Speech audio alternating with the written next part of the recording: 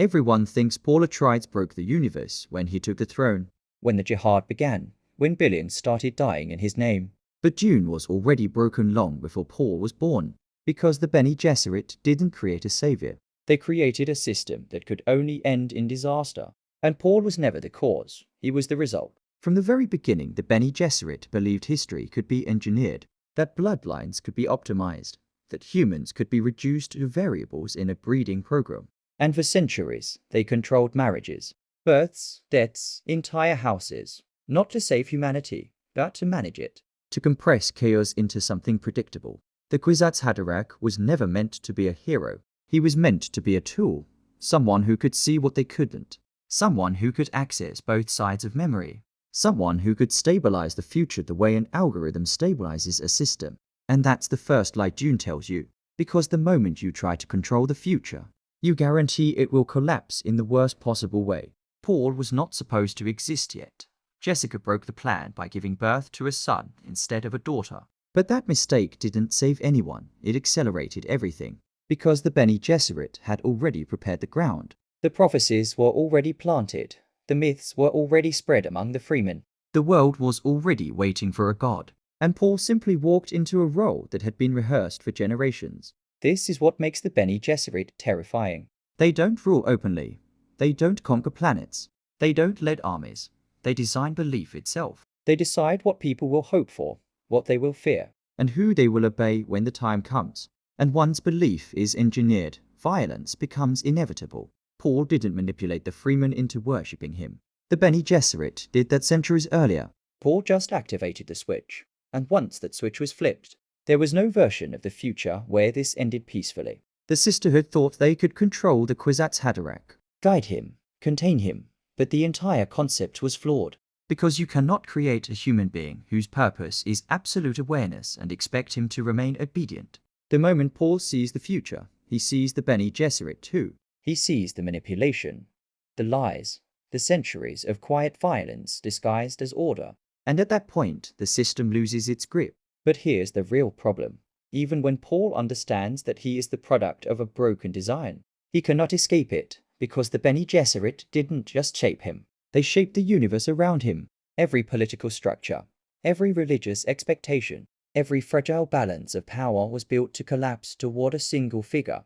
And when Paul steps into that position, he's not choosing power, he's inheriting a trap. Dune 3 lives inside the trap, because the Bene Gesserit are no longer the masters of the game. But they are also not innocent victims. They created a machine that turns human beings into symbols. Symbols into gods, and gods into disasters. And Paul is simply the first time the machine became self-aware. The Sisterhood wanted control without responsibility, influence without accountability. They wanted to shape destiny while pretending destiny was natural. And Paul exposes the lie by existing. Because the moment destiny has a face, someone has to carry the blame. This is why the Bene Gesserit are terrified of Paul. Not because he is powerful, but because he is proof that their philosophy was wrong from the start. That humanity cannot be optimized without being destroyed in the process. Paul sees the futures they try to prevent, and he sees the ones they created. And in every version the same truth appeared. The more you try to manage humanity, the more catastrophic the outcome becomes. The jihad is not a deviation from the Bene Gesserit plan. It is its logical conclusion. Belief weaponized at a galactic scale. Meaning turned into justification, faith turned into momentum. And once that momentum starts moving, no single person can stop it. Not even the one at the center of it.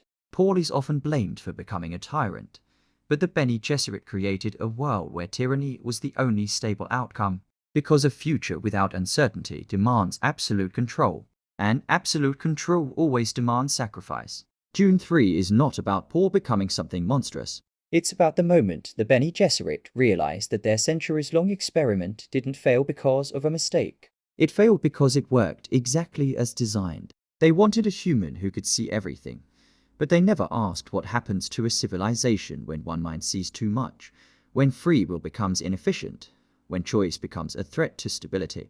Paul doesn't overthrow the Sisterhood, he fulfills them. He becomes the final expression of their ideology. And that is why they can no longer stop what's coming. The universe of Dune doesn't collapse because of ambition or greed or madness. It collapses because a small group of people believe they were wise enough to decide the future for everyone else. And once the belief takes root, the ending is already written. Even if no one wants to admit it yet, the Bene Gesserit don't lose in Dune 3 because Paul overpowers them. They lose because the world they design no longer needs them, and that's a much more terrifying defeat. For centuries, the Sisterhood survived by staying invisible, by whispering instead of ruling, by bending history without ever standing in the center of it.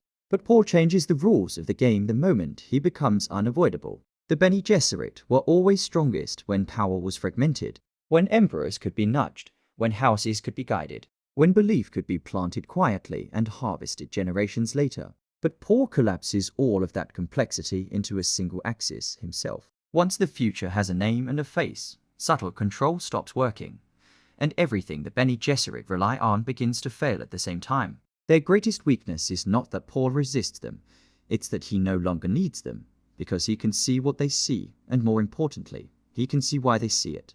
Every manipulation, every contingency, every quiet lever of influence becomes visible to him, and a system built on secrecy cannot survive exposure.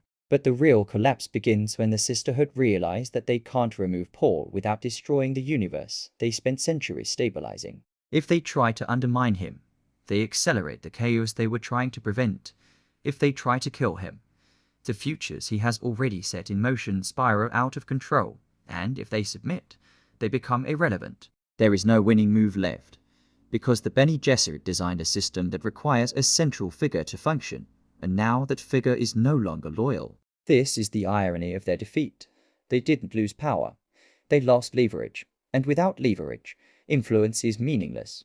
In Dune 3, the Sisterhood are forced into a role they never prepared for. Reacting instead of planning, adapting instead of guiding, surviving instead of shaping, and that shift exposes how fragile their authority always was. They were never gods behind the curtain, they were managers of belief, and Paul breaks belief by becoming undeniable. The Freemen don't follow Paul because the Bene Gesserit told them to.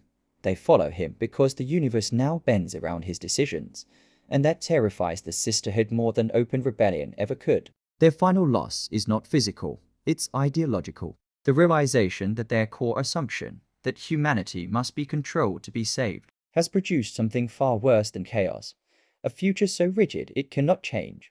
Paul becomes living proof that the Bene Gesserit method doesn't prevent catastrophe, it concentrates it. And once the truth is visible, their authority collapses across the empire, not in a dramatic purge, but in quiet irrelevance.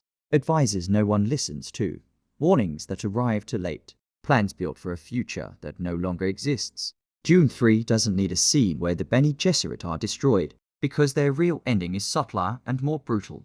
They are forced to watch a universe run perfectly according to their logic, and realize that this is exactly why it cannot be allowed to continue. They wanted a future without surprises, without risk, without randomness, and Paul gives them exactly that. A frozen timeline held together by one mind, and in doing so, he exposes the final flaw in their philosophy. Control does not create stability.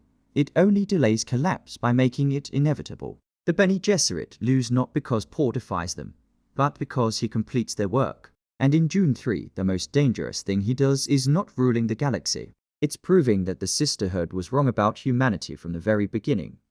And that's why the true ending of Dune 3 is not about Paul Atreides. It's about the silence left behind when the Bene Gesserit finally lose control.